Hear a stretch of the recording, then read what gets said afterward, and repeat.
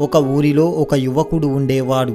అతని తల్లిదండ్రులు తన చిన్నప్పుడే ఒక ప్రమాదంలో ఇద్దరూ మరణించారు. అప్పటి నుండి ఆ యువకుడు ఒంటరిగానే ఉంటూ ఒక వ్యాపారి వద్ద పనిచేసుకుంటూ సాయంత్రానికి ఇంటికి చేరుకొని వండుకొని తిని పడుకునేవాడు.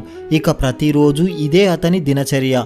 ఆ యువకుడు, దేవుడు నాకు చాలా అన్యాయం చేశాడు, చిన్న వయసులోనే నాకు ఇన్ని కష్టాలను కలిగిస్తున్నాడు, నా జీవితంలో నాకు సుఖం లేదు, ఎన్ని రోజులు ఇలా పేదరికంలోనే బ్రతకాలి, ఇక నా జీవితంలో మార్పు రాదా అంటూ ఎప్పుడు ఆ భగవంతుణ్ణి నిందిస్తూ ఉండేవాడు. ఇలా రోజులు గడుస్తూ ఉండగా ఒకరోజు ఒక వృద్ధుడు 3 సంచులను తన భుజంపై మోసుకుంటూ ఆ ఊరి నుండి వేరే ఊరి వైపు వెళ్తున్నాడు.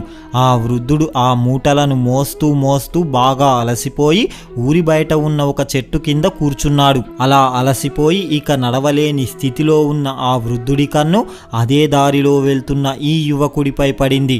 ఆ యువకుడు కూడా వృద్ధుడు వెళ్ళే దారిలోనే వెళ్తున్నాడు. అప్పుడు ఆ వృద్ధుడు ఆ యువకుణ్ణి దగ్గరకు పిలిచి, నాయనా, నువ్వు నాకు కొద్దిగా సహాయం చేస్తావా? నా దగ్గర ఉన్న ఈ 3 మూటలలో ఒక మూట చాలా బరువుగా ఉంది. నేను వృద్ధుడిని, నేను ఎక్కువసేపు వీటిని మొయ్యలేకపోతున్నాను. నువ్వు ఇందులోంచి ఒక సంచిని ఎత్తుకొని ముందు వచ్చే ఊరును దాటించు.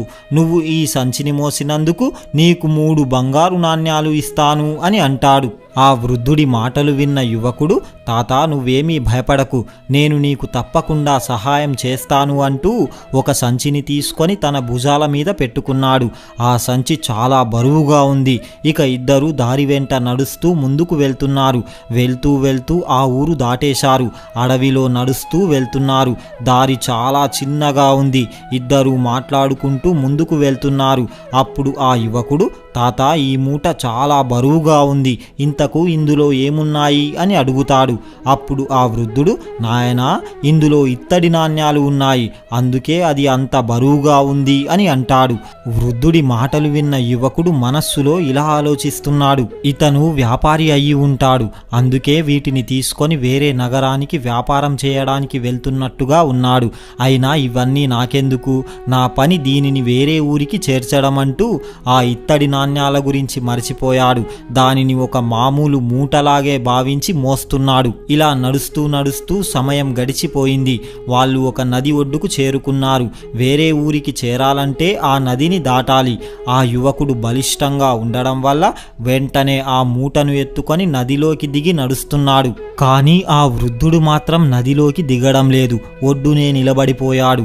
అప్పుడు ఆ యువకుడు ఆ వృద్ధుడితో ఇలా అంటున్నాడు, ఏమైంది తాత, ఈ నదిలోకి దిగు, మనం ఈ నదిని దాటితేనే వేరే ఊరికి చేరుకోగలుగుతాము అని అంటాడు.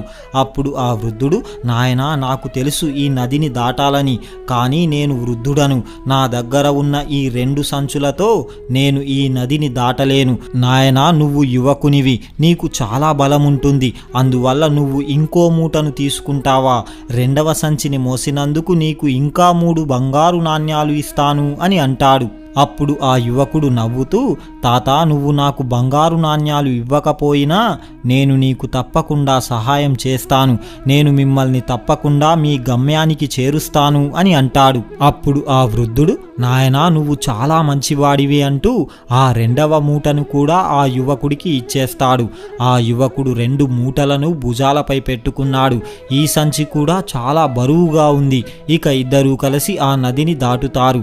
ఆ నదిని దాటిన తరువాత ఆ యువకుడు, తాతా, ఈ 2వ సంచిలో ఏమున్నాయి, ఇది కూడా చాలా బరువుగా ఉంది అని అంటాడు. అప్పుడు ఆ వృద్ధుడు, నాయనా, ఇందులో వెండి నాణ్యాలు ఉన్నాయి, అందుకే ఇది ఇంత బరువుగా ఉంది, నేను చాలా దూరం నుండి వస్తున్నాను అని అంటాడు. ఆ వృద్ధుడి మాటలు విన్న యువకుడు తన బుద్ధికి పదును పెట్టాడు. అతను ఇలా ఆలోచిస్తున్నాడు, ఒక సంచిలో ఇత్తడి, మరొక సంచిలో వెండి నాణ్యాలు ఉన్నాయి, ఈ వృద్ధుడు చాలా దూరం నుండి వస్తున్నాడు, అతను తన ఆస్తులను అమ్మి ఈ ధనం తీసుకువెళ్తున్నట్టుగా ఉన్నాడు అని అనుకున్నాడు. ఇక ఇద్దరూ ముందుకు నడుస్తూ వెళ్తున్నారు. కొద్ది దూరం వెళ్ళిన తరువాత ఒక పెద్ద అడవి వస్తుంది. ఆ అడవిని చూడగానే అతని మనస్సులో వివిధ రకాల ఆలోచనలు ఉత్పన్నమవుతున్నాయి. అతను ఇలా ఆలోచిస్తున్నాడు, నేను ఈ సంచులను తీసుకొని ఇక్కడ నుండి పారిపోతే ఈ వృద్ధుడు నన్ను వెంబడించి పట్టుకోలేడు, చుట్టుపక్కలలో కూడా ఎవ్వరూ లేరు, అంతా నిర్మానుష్యంగా ఉంది, ఈ వెండి నాణ్యాలు నాణ్యాలతో ఒక మంచి వ్యాపారాన్ని మొదలు పెడతాను. ఈ వృద్ధుడు ఈ ధనాన్ని ఏం చేసుకుంటాడు, నాకైతే ఉపయోగపడతాయి అని అనుకున్నాడు. ఆ కొద్దిసేపటికే తనపై తనకు ఆశ్చర్యం కలిగింది. అయ్యో, నేను ఇలా ఎలా ఆలోచిస్తున్నాను? పాపం ఈ వృద్ధుడు ఎక్కడ నుండి వస్తున్నాడో, ఏం అవసరముండి ఇంత ధనం తీసుకువెళ్తున్నాడో. నేను అతడిని మోసం చేయకూడదు. ఆయన నా తండ్రితో సమానం. ఆయన ఎంత కష్టపడి తన జీవితంలో ఇంత ధనాన్ని సంపాదించాడో దానిని నేను ఒక్కరోజులో తీసుకువెళ్ళిపోతే అతనికి ఎంత బాధ కలుగుతుందో అంటూ తన మనస్సులో వచ్చిన చెడు ఆలోచనను పక్కన పెట్టేశాడు. ఇక మళ్ళీ మెల్లిగా ఆ వృద్ధుడు ముందు, ఈ యువకుడు వెనకాల నడుస్తున్నారు. అలా కొద్ది దూరం వెళ్ళగానే వారికి ఒక పెద్ద కొండ కనిపించింది. వాళ్ళు ముందుకు వెళ్ళాలంటే ఆ కొండను దాటి వెళ్ళాలి. అప్పుడు ఆ వృద్ధుడు, నాయనా, నేను ఈ కొండను ఎక్కలేను. నేను వృద్ధుడిని. సాధారణ దారిలో నడవడమే నాకు కష్టం. అలాంటిది ఈ కొండను నేను ఎక్కలేను. దయచేసి నువ్వు ఈ 3వ సంచిని కూడా తీసుకో. దానికి బదులుగా నీకు ఇంకా 3 బంగారు నాణ్యాలను ఇస్తాను. కానీ ఈ 3వ సంచి మాత్రం చాలా జాగ్రత్తగా ఎత్తుకో. దానిని క్రింద పడవేయకు. అలాగే దానిని విప్పకు అని అంటాడు. అప్పుడు ఆ యువకుడు, తాత, ఇంత జాగ్రత్తలు చెబుతున్నావు కదా, ఇంతకీ ఇందులో ఏమున్నాయి అని అడుగుతాడు. అప్పుడు ఆ వృద్ధుడు, నాయనా, ఇందులో చాలా విలువైన బంగారు నాణ్యాలు ఉన్నాయి అని అంటాడు. అది విన్న ఆ యువకుడు మనస్సులోనే చాలా ఆనందించాడు. వెంటనే ఆ యువకుడు 3వ సంచిని కూడా ఆ వృద్ధుడి నుండి తీసుకున్నాడు. ఇక ఇద్దరూ కొండను ఎక్కడం మొదలు పెట్టారు. ఇక ఆ వృద్ధుడు ఏమీ బరువు మోయడం లేదు కాబట్టి హాయిగా కొండను ఎక్కుతున్నాడు. వెనకాల యువకుడు బరువులు మోస్తూ మెల్లిగా కొండను ఎక్కుతున్నాడు. ఆ యువకుడు ఎప్పుడైతే బంగారం అనే మాట విన్నాడో అప్పటి నుండి అతని ఆలోచనలు పూర్తిగా మారిపోయాయి. నాకు ఈ ధనం మొత్తం సొంతమైతే నా జీవితమే మారిపోతుంది. అన్ని సుఖాలను అనుభవించవచ్చు. ఎలాగూ ఇతను వృద్ధుడైపోయాడు. రేపో మాపో చనిపోతాడు. ఇతనికి ఇంత ధనం ఎందుకు? నేను మొత్తం ధనం సంచులను తీసుకొని ఇక్కడ నుండి పారిపోతాను. నేను ఎవరో ఆ వృద్ధుడికి ఎలాగూ తెలియదు అని అనుకుంటాడు. ఆ యువకుని ఆలోచనలు తన మనస్సును పూర్తిగా మార్చేశాయి. చెడు ఆలోచనల వల్ల తన బుద్ధి పూర్తిగా మారిపోయింది. ఇప్పుడు అతని మనస్సు అతని ఆధీనంలో లేదు.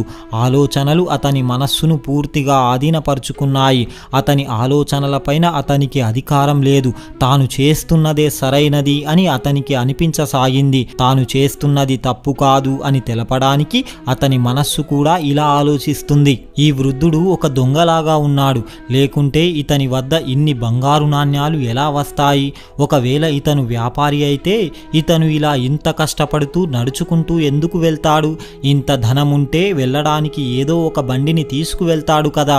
ఇతను దొంగ కాబట్టే ఇలా ఎవ్వరికీ అనుమానం రాకుండా ధనాన్ని తీసుకువెళ్తున్నాడు. నేను ఒక దొంగ దగ్గర దొంగతనం చేయడం తప్పేమీ కాదు అంటూ తన మనస్సు తాను చేస్తున్నది తప్పు కాదు అని చెప్పడానికి ప్రయత్నాలు చేస్తుంది. ఎందుకంటే ఇప్పుడు అతని మనస్సు అతని ఆధీనంలో లేదు. మొదటికి ఇప్పటికీ ఆ వృద్ధుడిపై ఉన్న ఆలోచన పూర్తిగా మారిపోయింది. ఇలా ఆలోచిస్తూ వేగంగా ఆ కొండను ఎక్కుతూ ఆ వృద్ధుడిని దాటి ముందుకు వెళ్ళిపోయాడు. అప్పుడు ఆ యువకుడు, నేను కొండపైకి చేరుకోగానే ఈ 3 సంచులను తీసుకొని పారిపోతాను. ఇక ఈ ధనం మొత్తం నాకే సొంతమవుతుంది. నా పేదరికం దూరమై నేను చాలా సంతోషంగా జీవిస్తాను. నాకు ఆ దేవుడే ఈ ధనాన్ని ఇచ్చాడు అని భావిస్తాను.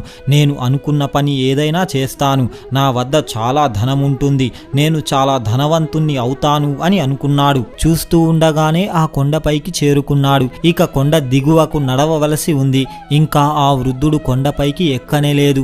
ఇక ఆ యువకుడు ఇదే అదునుగా భావించి 3 సంచులను తీసుకొని వేగంగా కిందికి దిగుతూ ఆ వృద్ధుడికి కనిపించకుండా దూరంగా పారిపోయాడు. ఇప్పుడు అతనికి చాలా ఆనందంగా ఉంది.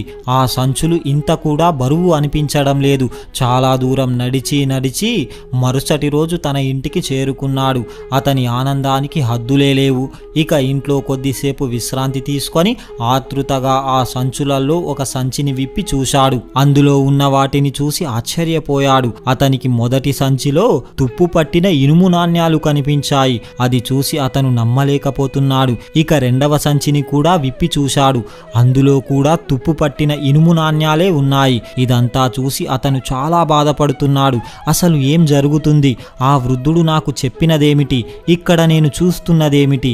ఇక చివరిదైన బంగారం సంచిని విప్పి చూడగా అందులో కూడా ఇనుము నాణ్యాలే ఉన్నాయి. అది చూసి అతనికి విపరీతమైన కోపం వచ్చింది. ఆ వృద్ధుడు నాకు అబద్ధం ఎందుకు చెప్పాడు? ఒక దాంట్లో ఇత్తడి, మరొక దాంట్లో వెండి, మరొక దాంట్లో బంగారు నాణ్యాలు ఉన్నాయి అని చెప్పాడు. కానీ ఇక్కడ అలా లేదు. ఇలా ఆలోచిస్తూ ఉండగానే అతని దృష్టి ఆ చివరి సంచిలో ఉన్న ఒక కాగితంపై పడింది. ఆ యువకుడు ఆ కాగితాన్ని తన చేతిలోకి తీసుకున్నాడు. అందులో ఏదో రాసి ఉంది. దానిని చదివి గట్టిగా అరుస్తూ గుండెలను బాదుకొని ఏడుస్తున్నాడు. ఆ కాగితంలో ఇలా రాసి ఉంది: ఇదంతా ఒక నాటకం, ఒక నిజాయితీ కలిగిన వ్యక్తిని వెతకడానికి నేను చేసినది. నేను ఒక రాజ్యానికి మహారాజును. నాకు ఏ సంతానం లేదు. నా వయస్సు కూడా పెరిగిపోయింది. అందుకే నేను ఈ ఉపాయం ఆలోచించాను. నేను ఒక నిజాయితీ కలిగిన యువకుణ్ణి వెతకాలనుకున్నాను. అతడిని నా తరువాత ఈ రాజ్యానికి మహారాజును చేయాలనుకున్నాను. మొత్తం రాజ్యాన్ని అతనికి అప్పగించాలనుకున్నాను. రాజ్యాన్ని నడిపించాలంటే ఆ వ్యక్తిలో పూర్తిగా నిజాయితీ ఉండాలి. ఎలాంటి దుష్టబుద్ధి ఉండకూడదు. అతని మనస్సులో ఎలాంటి దుష్టమైన ఆశ ఉండకూడదు. అలాంటి యువకుణ్ణి నేను వెతుకుతున్నాను. నేను కాకుండా ఎవరైతే దీనిని చదువుతారో వారు దీనికి అనర్హులు అని రాసి ఉంది. అప్పుడు ఆ యువకుడు బాధతో ఇలా ఆలోచిస్తున్నాడు: అయ్యో, నేను నా మనస్సును ఆధీనంలో ఉంచుకొని ఉంటే ఈరోజు నాకు దుష్టమైన ఆలోచన వచ్చేది కాదు. నాకు కలిగిన ఆశ వలన నాకు ఈ దుష్టమైన ఆలోచన వచ్చింది. ఆ ఆలోచన నా మనస్సును విచలితం చేసింది. నన్ను ఈ దుష్టమైన పని చేసేలా ప్రేరేపించింది. అందుకే మనస్సును ఆధీనంలో ఉంచుకోవాలి. లేదంటే అది మనల్ని ఆధీనంలో ఉంచుకొని మనల్ని నాశనం చేస్తుంది. అంతా మన మనస్సులోనే ఉంది. మనం ఏది ఆలోచిస్తామో అలాగే అవుతాము. మన శత్రువు కూడా మనల్ని ఎక్కువగా నష్టపరచలేడు. కానీ మన మనస్సులో వచ్చే అనియంత్రిత ఆలోచనలు మనల్ని పూర్తిగా నష్టపరుస్తాయి. మన లోపల ఏదైతే ఆలోచన ఉంటుందో అదే శబ్ద రూపంలో బయటకు వస్తుంది. ఈ మాటలే కర్మలుగా మారుతాయి. మనం ఇప్పుడు తీసుకునే నిర్ణయాలు తప్పనిసరిగా మన భవిష్యత్తును నిర్ణయిస్తాయి. మనం చేస్తున్న ఈ పని సరైనదా కాదా అని ఒక్కసారి మనస్సు పెట్టి ఆలోచించి చూడాలి. మనం చేస్తున్న ఈ పని మన భవిష్యత్తును ఎలా నిర్ణయిస్తుంది, దీని ప్రభావం భవిష్యత్తులో ఎలా ఉంటుందో ఒక్కసారి ఆలోచించుకోవాలి. మన బలహీనత ఒక చిన్న ఆలోచనతో మొదలవుతుంది. ఒక విత్తనంలాగా మన మనస్సులో ఉత్పన్నమవుతుంది. దానిని మనం విత్తనంగా ఉన్నప్పుడే దానిని తుంచివేయాలి. లేదంటే ఆ చిన్న ఆలోచనే విశాలమైన వృక్షంగా మారి మన బుద్ధి, మన ఆలోచనా శక్తిని నశింపచేస్తుంది. ఈ కథలో కూడా అదే జరిగింది. ఆ యువకుని మనస్సు తన ఆధీనం కోల్పోయి మంచి చెడు అనే ఆలోచన చేసుకోనీయకుండా అతడిని నిర్వీర్యం చేసింది. ఈ కారణంగానే అతనికి ఏం చెయ్యాలో అర్థం కాలేదు. అతనికి అవసరం ఆశగా, ఆ ఆశ దుష్టమైన ఆలోచనగా మారి అతని బుద్ధిని నష్టపరిచింది. అతని మనస్సు ఆధీనంలో ఉంటే అతనికి ఈ తప్పుడు ఆలోచన వచ్చేది కాదు. అప్పుడు అతను ఈ తప్పు చేసేవాడు కాదు. ఈ రోజున ఒక మహారాజుగా ఉండేవాడు. అందుకే మన మనస్సే అన్నింటికీ మూలం. మనస్సును ఆధీనంలో ఉంచుకున్నవాడు ఉన్నత స్థాయికి చేరుకుంటాడు. మనస్సును అదుపులో ఉంచుకోలేనివాడు అధపాతాళానికి పడిపోతాడు. అందుకే మన మనస్సులో ఒక తప్పుడు ఆలోచన వచ్చిందంటే వెంటనే దానిని మన మనస్సులోంచి పూర్తిగా తొలగించుకోవాలి. లేదంటే అది మెల్లిమెల్లిగా విశాల వృక్షంలాగా మన మనస్సులో పెరిగి తప్పుడు త్రోవ వైపు నడిపిస్తుంది. చూశారు కదా. మీకు గనక ఈ వీడియో నచ్చితే జై శ్రీకృష్ణ అని ఒక చిన్న కామెంట్ చేయండి. ఇలాంటి మరిన్ని వీడియోస్ కోసం ఇప్పుడే మా ఛానల్ని సబ్స్క్రైబ్ చేసుకోండి. పక్కనే ఉన్న బెల్ ఐకాన్ని ప్రెస్ చేయండి. మా వీడియోని లైక్ చేయండి, షేర్ చేయండి. జై శ్రీకృష్ణ.